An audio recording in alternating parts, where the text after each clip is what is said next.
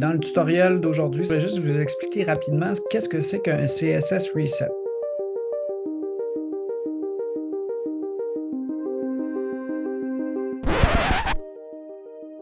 En ce moment, vous avez une page HTML qui est liée à aucune feuille de style CSS externe. Donc, personnellement, je n'ai pas ajouté de CSS à cette page HTML-là. Je vais regarder ici, je suis dans mon inspecteur de Chrome. On a un H1, vous marquez Display Block, une taille pour la fonte, il y a des marges qui sont appliquées, le texte est en bold. D'où viennent ces styles-là? Ça s'appelle les User Agent Style Sheets. Si je faisais la même chose pour les H2, je verrais qu'il y a des styles qui sont appliqués. Si je descendais un petit peu plus bas dans mon document puis j'allais voir les UL, vous voyez qu'on a un Display Block, on a des styles à notre liste qui sont les petits disques. Je vais descendre un peu pour que vous puissiez le voir. Les petits points ici, là, ça c'est les disques, etc., etc. Quel est le lien avec nos resets? Le reset ou la feuille de style de réinitialisation CSS, c'est des règles qui vont réinitialiser les styles par défaut du navigateur. Pourquoi on voudrait faire ça? La raison principale, c'est que tous les navigateurs n'appliquent pas les mêmes règles par défaut. Puisqu'ils ne sont pas identiques, il va peut-être être difficile de fournir des designs qui sont pareils dans tous les navigateurs si on part avec une base qui est différente. Là, je vais aller rajouter un reset, comme ça. Vous le voyez ici. Puis, vous voyez l'effet que ça a sur la page. Je vois pas la différence entre mon H1, mon paragraphe, mon H2, mes listes. Tout est identique. Donc, j'élimine le navigateur, puis je remplace les styles par les miens. Puis là, pour le moment, j'ai aucun style. C'est juste pour vous montrer que mon CSS doit toujours être placé après le reset.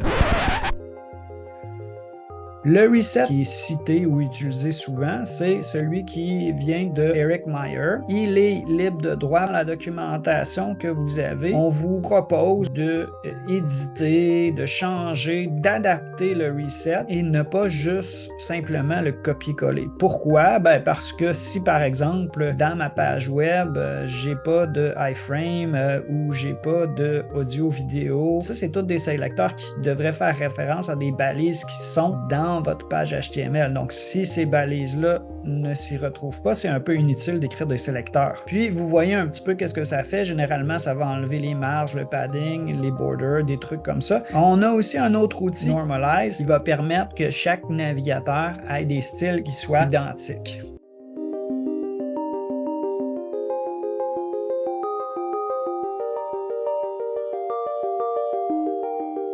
Si vous voulez aller plus loin, je vous invite à retourner sur la page Behance pour voir d'autres tutoriels ou d'écrire vos questions dans les commentaires sur YouTube.